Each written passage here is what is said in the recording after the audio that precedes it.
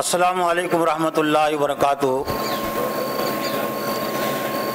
بسم اللہ الرحمن الرحیم۔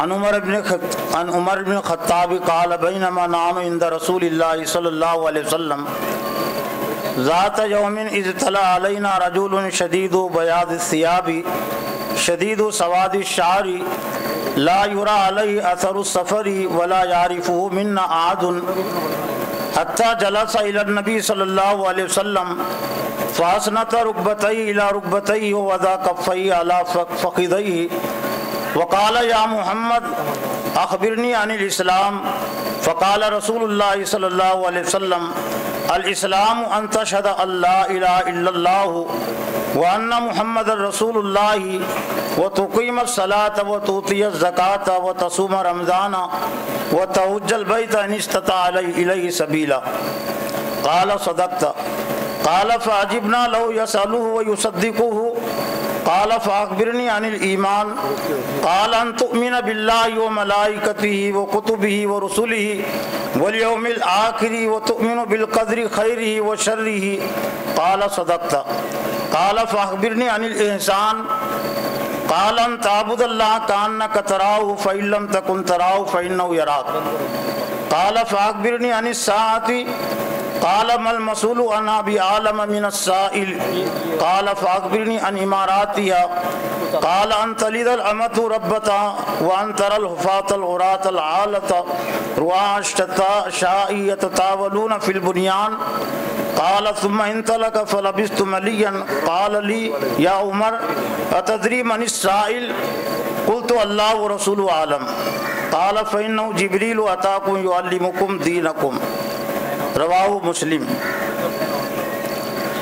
معزز و محترم امیر جماعت اسلامی ہند، امیر حلقہ اور تمامی ذمہ داران جماعت، بھائیوں، بزرگوں، خواتین اور بہنوں،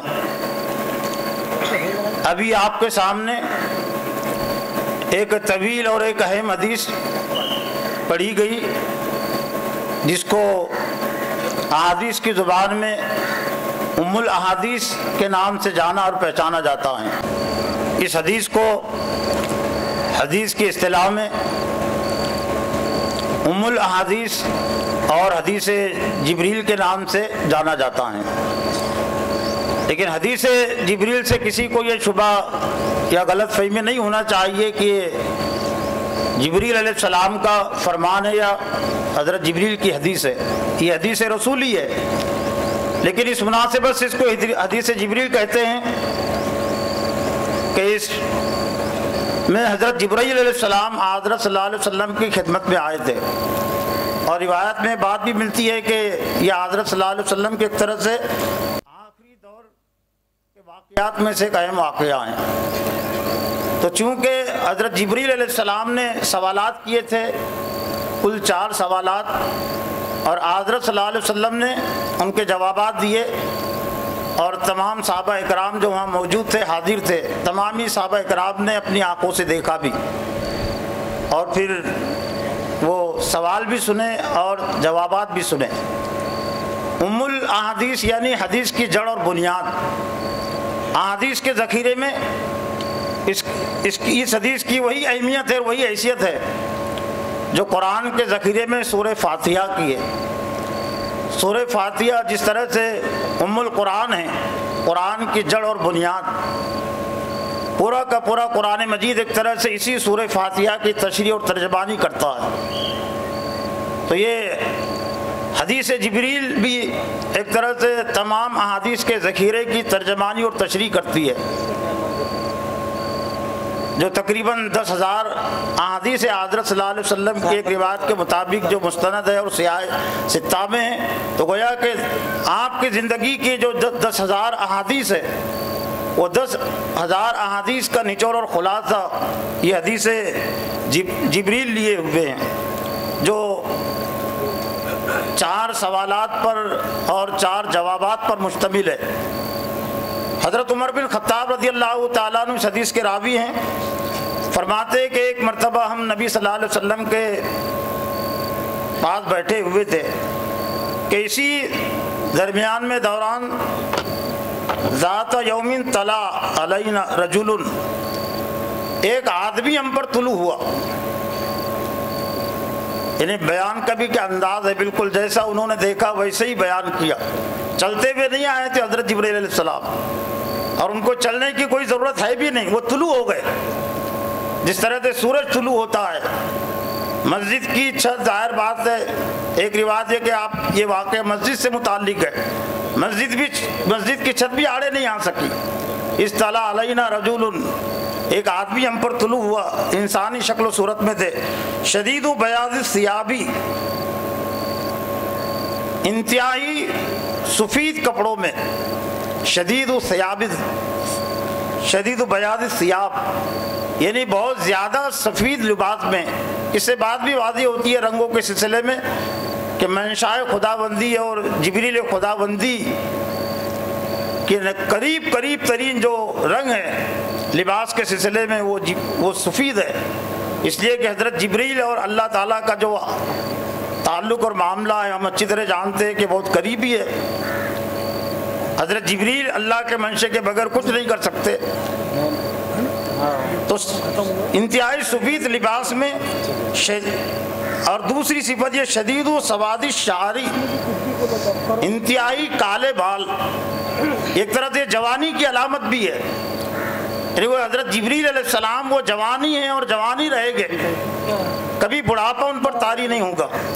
اور ویسے بھی جب ہم جنت میں جائیں گے تو تمام اہل جنت وہ جوان ہی رہیں گے. تو ایسا لگتا ہے کہ فرشتے بھی تمام کے تمام وہ جوانی ہیں، وہ ایک ہی حالت میں رہتے ہیں.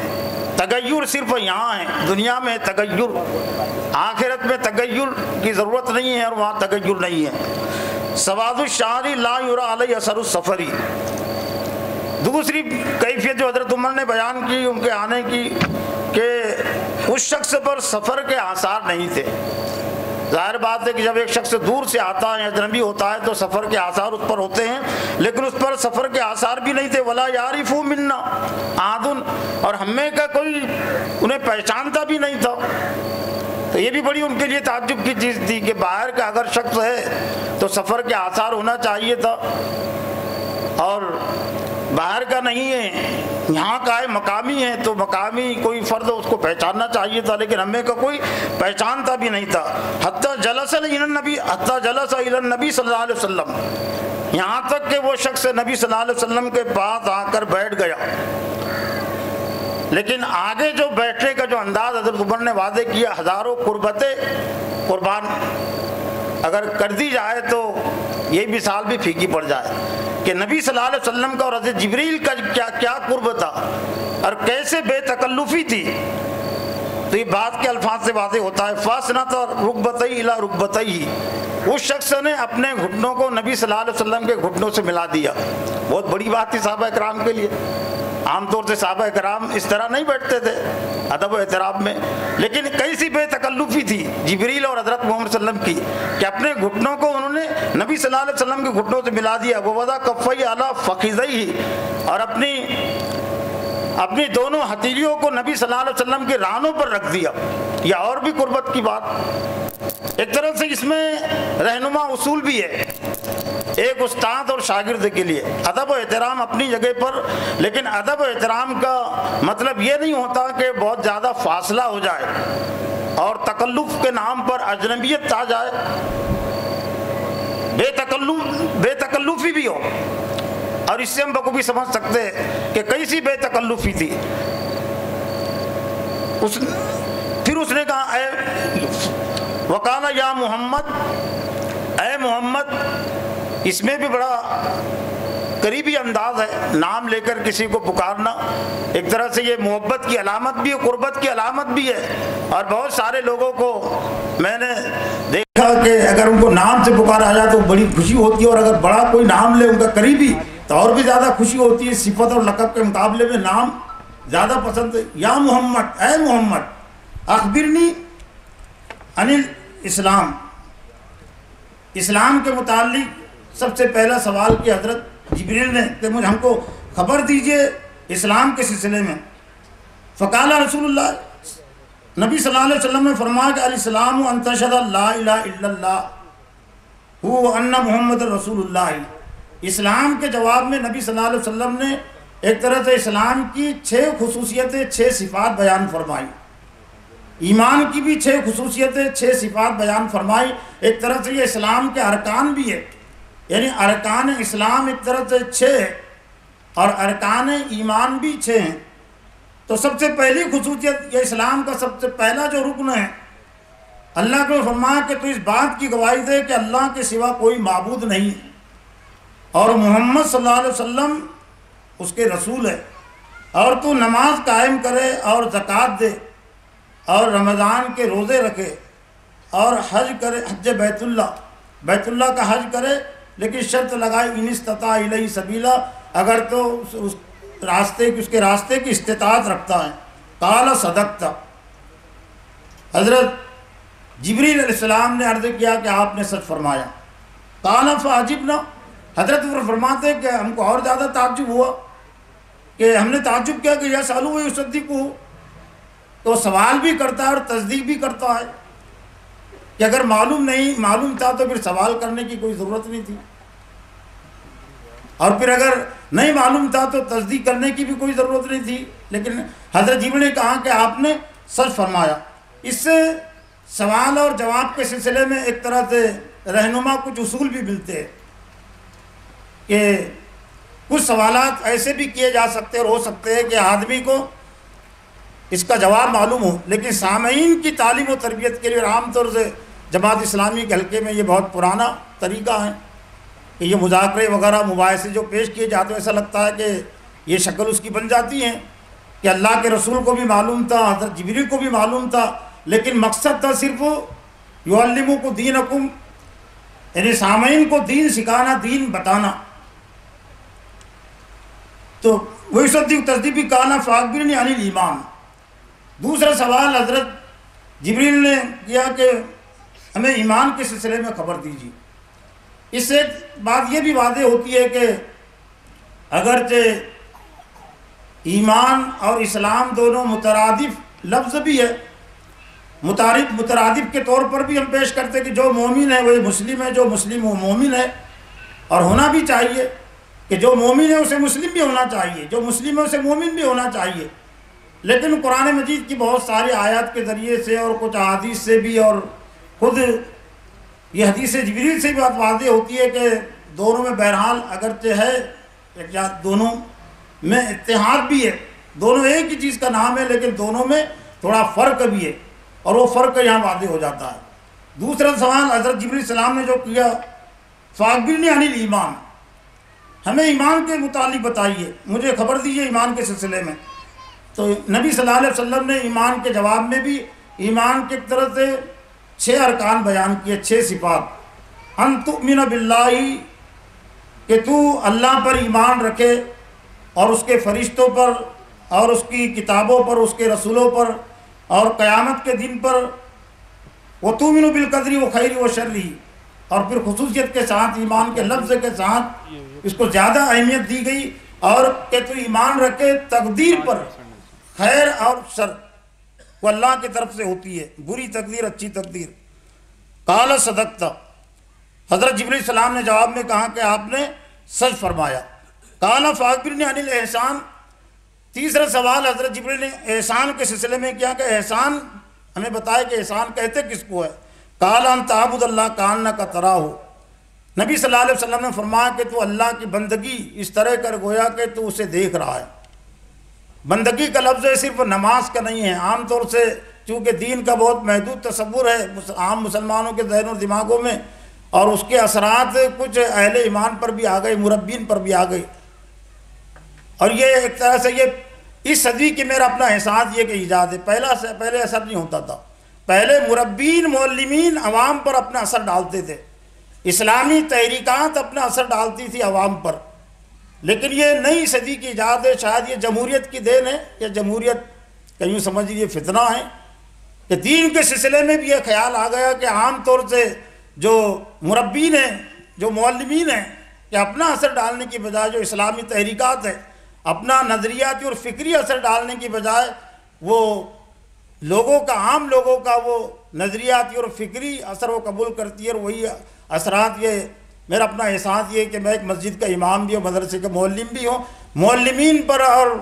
ائمہ حضرات پر بھی اس کے اثرات آ گئے۔ تو نبی صلی اللہ علیہ وسلم نے فرمایا کہ انت عبد اللہ کانک ترا، وہی عبادت، تو بندگی یعنی اللہ کی بندگی اس طرح سے کر، عبد سے بنا ہے۔ اور ہم اچھی طرح جانتے ہیں کہ نبی صلی اللہ علیہ وسلم کے دور میں، جس دور میں قرآن مجید نازل ہوا، تو دو قسمیں تھیں انسانوں کی، ایک آزاد ہوتے تھے، مالک ہوتے تھے، جو اپنے آپ کو رب بھی کہتے تھے، اور فرعون نے اسی نوعیت کا دعویٰ کیا نا ربکم الاعلیٰ، اور دوسرے غلام ہوتے تھے اور ان کو عربی میں عبد کہتے ہیں۔ اور اللہ کا تقاضا اور مطالبہ یہ ہے کہ تم سب کے سب اللہ تعالیٰ کے بندے ہو، تمہیں اللہ تعالیٰ کے بندے بن کر رہنا چاہیے، اعبد اللہ، یعنی غلام بن جاؤ، اللہ کے فرما بردار بن جاؤ۔ تو گویا کہ اللہ کی اطاعت اور فرما برداری کرو زندگی کے تمام معاملات میں، کانک تراہو، گویا کہ تو اللہ کو دیکھ رہا ہے۔